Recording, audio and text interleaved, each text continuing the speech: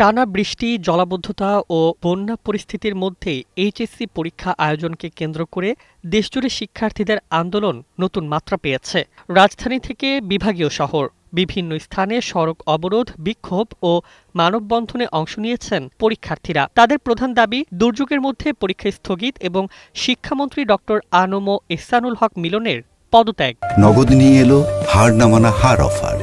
সর্বনিম্ন 10,000 টাকা রেমিটেন্স নগদে পাঠালে থাকছে স্বর্ণের হার জেতার সুযোগ। তবে আন্দোলনের পাশাপাশি সামাজিক যোগাযোগ মাধ্যমে ছড়িয়ে পড়েছে অসংখ্য পোস্ট, ভিডিও ও স্ক্রিনশট। কোথাও দাবি করা হচ্ছে শিক্ষামন্ত্রী পদত্যাগ করেছেন, কোথাও আবার ছড়ানো হচ্ছে কথিত পদত্যাগপত্র।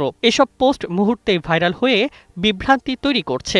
ফ্যাক্ট চেকিং প্রতিষ্ঠানগুলোর অনুসন্ধানে দেখা গেছে শিক্ষামন্ত্রীর পদত্যাগের দাবিতে প্রচারিত একাধিক পোস্ট ও তথাকথিত পদত্যাগপত্রের কোনো সত্যতা নেই। এমনকি এআই প্রযুক্তি ব্যবহার করে তৈরি ভুয়া নথিও সামাজিক যোগাযোগ মাধ্যমে ছড়িয়ে দেওয়া হয়েছে বলে জানিয়েছে ফ্যাক্ট চেকাররা। আন্দোলনে অংশ নেওয়া শিক্ষার্থীরা বলছেন, তাদের কর্মসূচি দুর্যোগের মধ্যে পরীক্ষা নেওয়ার প্রতিবাদে এবং পরীক্ষার্থীদের দুর্ভোগের বিরুদ্ধে। অন্যদিকে বিভিন্ন প্ল্যাটফর্মে ছড়িয়ে পড়া ভুয়া তথ্য আন্দোলনের প্রকৃত দাবি ও উদ্দেশ্যকে আড়াল করছে বলে অভিযোগ উঠেছে। এদিকে শিক্ষামন্ত্রীর পদত্যাগের দাবিতে আন্দোলনকারীরা নতুন কর্মসূচিও ঘোষণা করেছেন। বিভিন্ন গণমাধ্যমের তথ্য অনুযায়ী তারা শিক্ষা মন্ত্রণালয় অভিমুখে কর্মসূচির ডাক দিয়েছেন এবং দাবি পূরণ না হলে আরও কঠোর আন্দোলনের হুঁশিয়ারিও দিয়েছেন।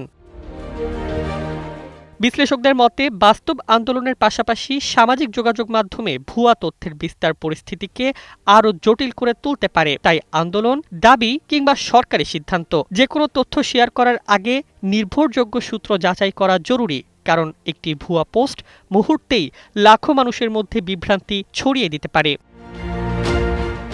News desk, 21 television.